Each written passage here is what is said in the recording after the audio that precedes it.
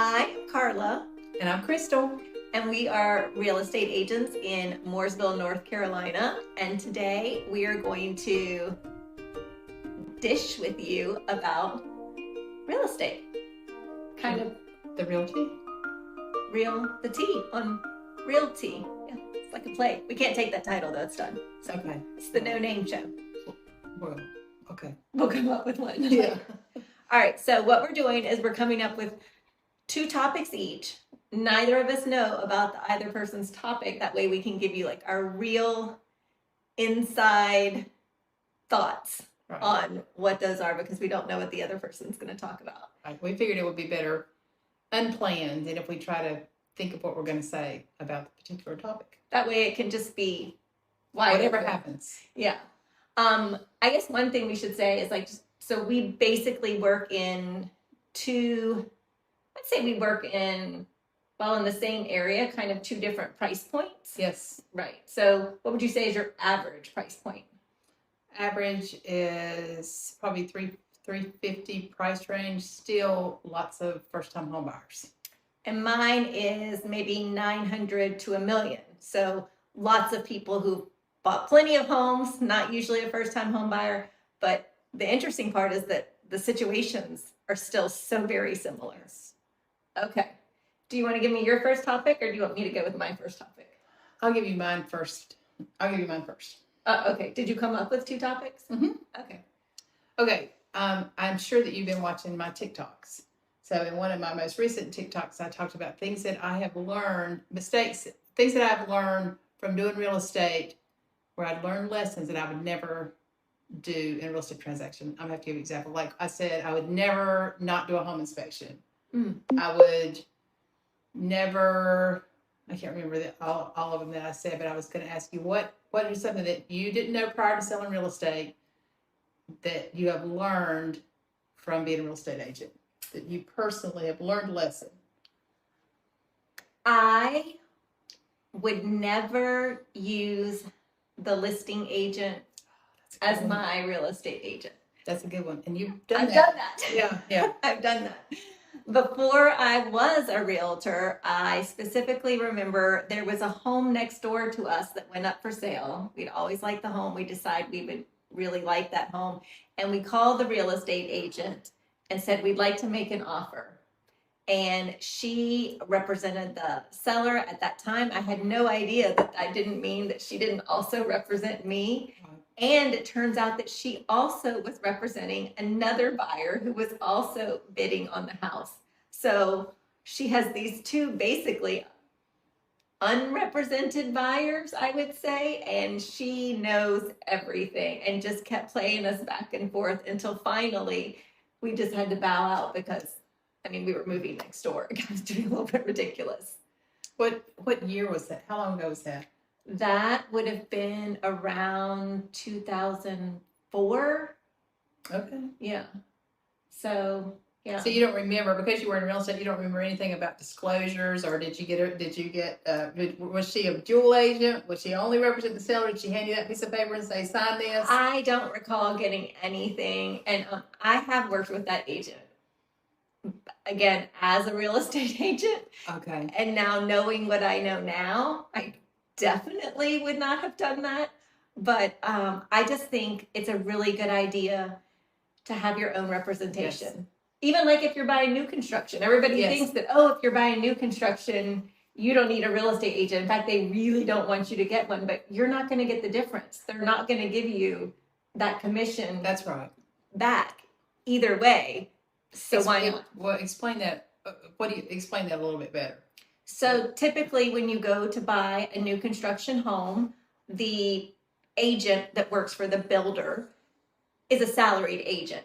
And they have already built in a commission for the buyer's agent. So if somebody comes in with a buyer's agent, they've just built that into the price that they're going to offer, whatever it is, let's say 2 or 3%, whatever their commission offer is. They've already built that in. So if I come in and I say, I don't have an agent, can I get that 3% off the sale of the price? The answer will be no. And the main reason is because if they cut that price it hurts all their other homes in appraisal values. Right. Because it's not going to say, oh, we gave them commission. Yeah, and it may feel that way to the buyer because they may say things like, well, we can give you some blinds, or we'll throw in appliances, or we'll upgrade this or that. You're going to get that representation anyway because we know all the things that the builders will give and things that they want. Right. I know that I can probably get ceiling fans or blinds or and washer dryer or an upgrade here or there. Yeah. Yeah. Okay. So That's good. that's mine. Okay, that's a really good question. I know. It's already. I don't know if we're going to be able to have these good questions every time. So y'all have to tell us some questions. Okay. I went a different route. Okay. I wanted to know what are your feelings on cameras in houses? You know, like you've got the Ring doorbells, everybody's got the cameras like everywhere. Like, what are your thoughts on that? Like, how does that impact you? As a real estate agent? Yeah. Well, I don't have any cameras in my house personally, but I see cameras in lots of houses. And I warn my clients about cameras in houses. But even if I don't see a camera, I tell my clients to assume that we're being taped. Yeah. I mean, I tell, like, the number of things that I have heard my clients send to me from the Ring doorbell Yes.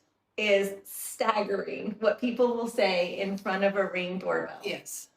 I've had people say things like, look at someone's photograph.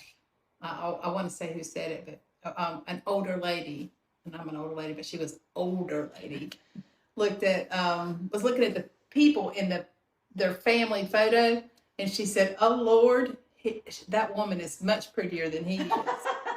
And I thought, oh my gosh, because you know that what.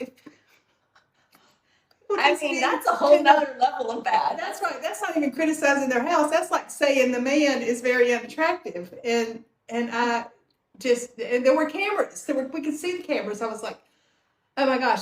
But I mean, for the most part, I mean, I have heard people say what they're going to offer for a house in front of the Ring doorbell. Yes. And now the rule is you can have cameras in your house. You can watch, but you are not supposed It is.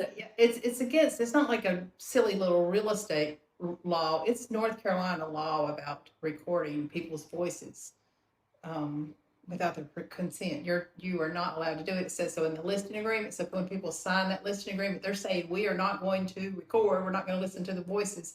But people do it. They can't help themselves. Yeah. And it's torture. They want to know what people are saying about their house. They just can't help it, even if it hurts their feelings. I had one client who was listening and she said, these people are going to send an offer and they told me what they were going to offer and that they would pay full price though if it didn't get accepted. Yeah. And I said, do not listen to that. Do not believe it. You're not supposed to be listening to that. And so they send in their offer, which was less than ask. And my people countered at ask because that's what they said they would pay on the Ring doorbell. And sure enough, they said, no, we think we won't counter. And they walked away and bought another house. Yeah. So I think it was kind of a lesson like, oh, that was quite the lesson learned. Yeah.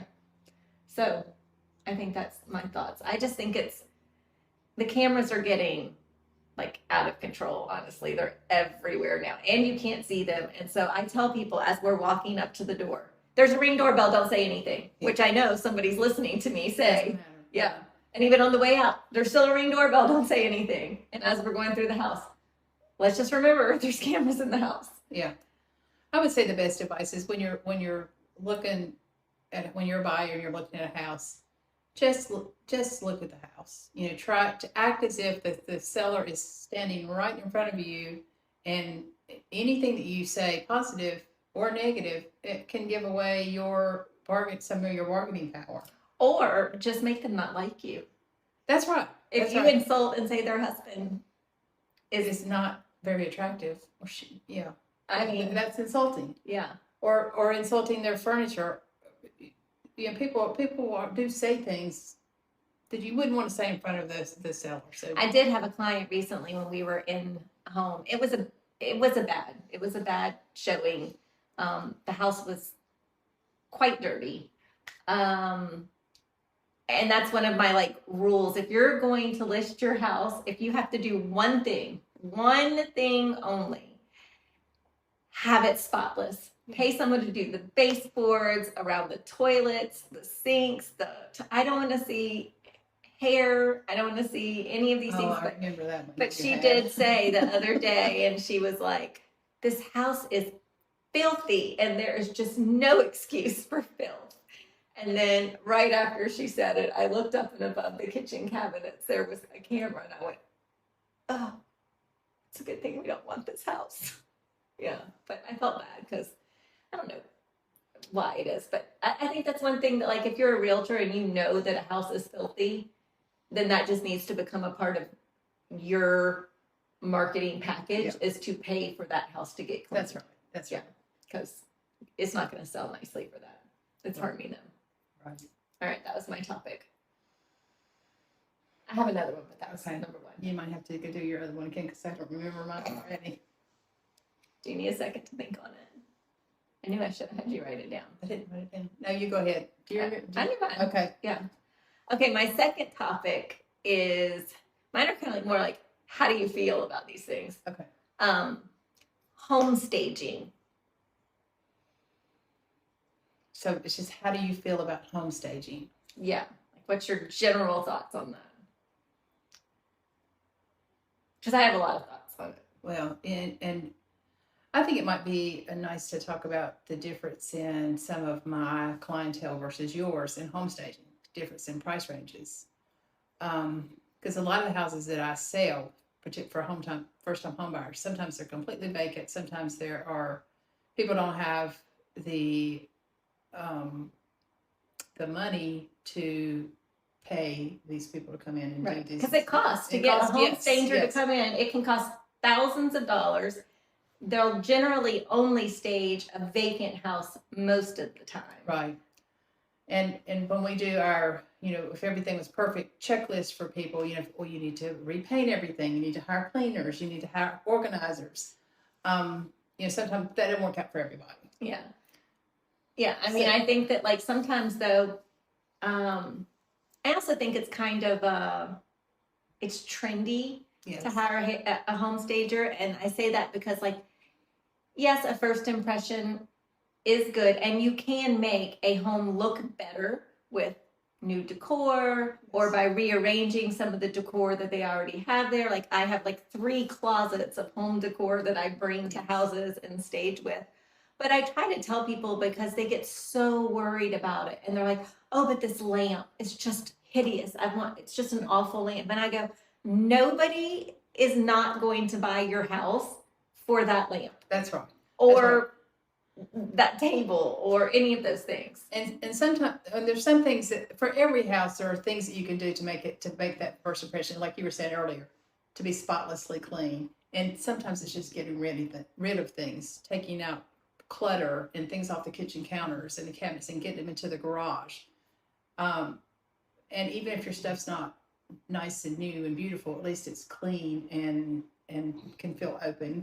You want to give the vision to that buyer of what the house looks like, and you can stage in all different kinds of ways. I guess my opinion is, I always stage in some way, but when people think staging, they think bring in the crew, bring in the pictures and the flowers and all that stuff. Well, because that's what they see. That's right. On TV. Right. But like my biggest pet peeve stage is when people, I've gone in to meet with homeowners, and they said, we've met with somebody already, and their stager said, we need to take down all the personal pictures in our house, and we cannot have one single personal picture up.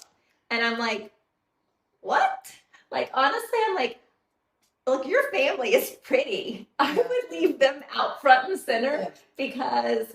Except it one, the one house that I have. I mean, I guess somewhere you have to decide for yourself if your family is pretty. Yeah. But there was that one exception, though, and you were with me because you had brought me in to stage that house. Yes. And if you recall, I remember. They had one child. Yes. They loved him. They loved him so much. Yes. And he was an adult child now. Yes. And they had pictures from birth to 30. Yeah, he was 30-ish. All down the wall of the open stairwell. Yes.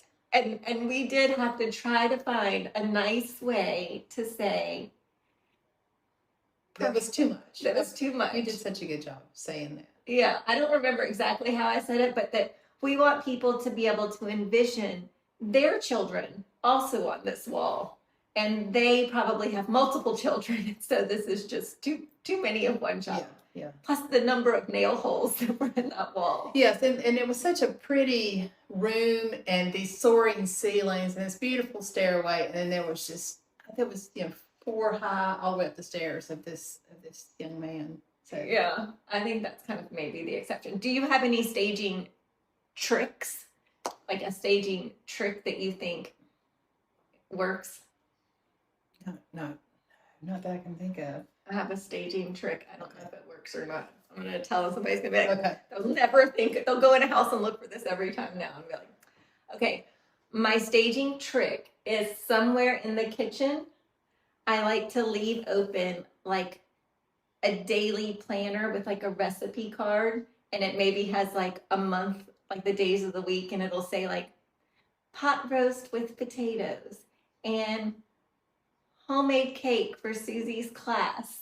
And I'll put like 3 really just how we all envision, like if we lived here, we would make pot roast here. Are you kidding me? Like, knowing I've never cooked a pot roast in my life, but like I envision that that's what people, they want to feel that life can be just so how they, just like how you envision it in a magazine or on a TV show or something. Like right now, I'd have the KitchenAid mixer out with a stretch and fold. The bread, because everybody's making the bread. Yeah. So whatever the trendy thing to do is at that time, maybe that's kind of like my little, we'll just put this over here.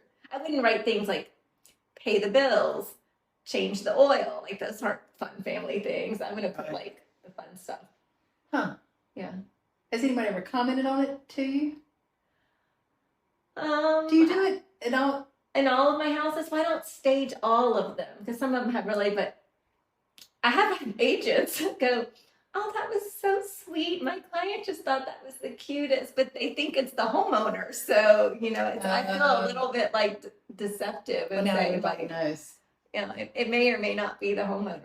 It's how they wish they lived. It's in their, you know what it is? I am, what do you call it when you put it into the universe? I don't know that word. I'm projecting it. That whoever moves into that house, I'm manifesting it. There you go. I am manifesting this beautiful life for whoever lives there. Yeah.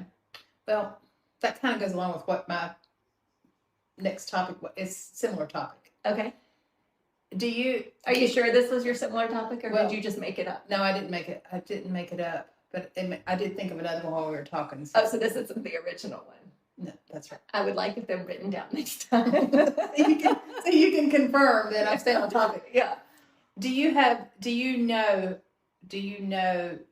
way of knowing if the house, when you're looking at a house, if your client loves the house without them saying, I love the house? Any tricks, when people are looking through their cameras at buyers walking through their house? Yeah. How do I know? Is there any telltale signs? Yeah. That they're going to buy the house? If they start talking about their furniture in this space, better yet, if they start talking about where the Christmas tree is going to go, that's such a that good is like, they are buying that house. That is such a good one. Yes. I don't know why people are so concerned about where the Christmas tree is going to go, because honestly, my Christmas tree has been in 5 different spots in my house. But they definitely, if they talk about that, that's a good one. If they are picturing where their furniture is going to go, that's another good one. I had one lady that got into the bathtub to make sure that she fit in it, and I thought that's a pretty good sign.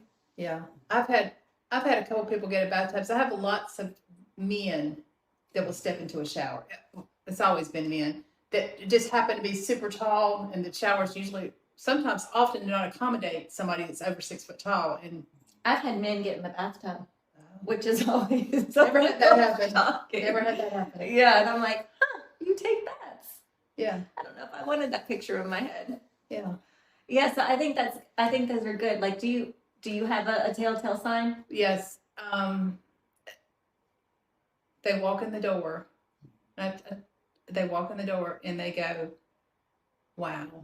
And they continue to, even if they don't say the word wow, they have this expression and the way they look like they're not even finished. Like deer in the headlights look like. They don't have to finish walking around the house. They just know. They just know. And I do tell my clients that, especially in these last few years when it's been so hard to find a house, 2020 and such, when it changed people from really loving the house to just, okay, here's one I can get this house. Yeah. But many times over the past few years, I've said, if you have to talk yourself into it, if you have to talk yourself, maybe this will work. Let's just keep going and find the one where you walk in the door. So when you walk in the door, you are going to know it. Yeah. Because it's hard. It's hard getting through that transaction. So you've got to really want that house. Yeah. And it's important. And these days you put up a lot of upfront money, time, effort to get going. You need to not have regrets. I think that one of my biggest flaws as a realtor, probably, I don't know, maybe it's not a flaw, but I can tell when people are talking themselves into a house, and I will often say, it's not it. I feel like this isn't the one for you. And they're like, what do you mean? I'm like, I feel like it's none of the things that you said you wanted. I feel like it doesn't meet any of your needs. You definitely don't have a look that says, so unless you have to buy a house today and this is the only one, please let me give you some other options. That's right. There's always another option. Do not. And I did this yesterday for a client. I don't know that she believes me, but we went to an awful house, priced $500,000 higher than it should be. And wow. Yeah, that's a lot of difference because it's only 1.2, but it really is worth about 7. But in this market, it could maybe get 8. But she's talking herself into this house. Not only do we not even know if she can get it for that price, but and I have to change this, and I have to change this, and I have to change this. And I was like, let's add these changes up. Let's just add them up. We'll see what they are. $346,000 later, I'm like, are you sure this is the house that you want? Right. Because that sounds like an awful lot of change. Yeah. And she said, well, do you think it's a good deal? And I'm like, no one's ever going to look and say this was a good deal. Like, it's just never. So I'm the sometimes Debbie Downer agent, I guess. I like to think of me as the real realist. That's right. Well, you have to be an advocate for your clients, and even when they can't see it. That's right. Because it's difficult every time, no matter how many times people have bought and sold. It's always stressful, and it's a big decision. Yeah, that's awesome. Do you feel like we covered some good topics today? I do. I don't even know how long we've been talking for. Oh my, we've been talking for 24 minutes. Wow, that's a really long show. If you hung in there for the last 24 minutes, they're gone. That's so. I bet my daughter will watch for 24 minutes. Yes. Yeah, and your daughter will watch for 24 minutes. Yes. So if you hung in there, thank you so much. We hope to bring you these more often. Maybe, I don't know, could we do this once a week? Could we come up with topics once a week? We can come up with lots of topics. If you have a topic, that'd be super helpful. But we just appreciate you coming to chat with us. And hopefully we'll find a good title for this. That's right. Show. We'll have a name for our show eventually. Yeah. All right. Thanks so much.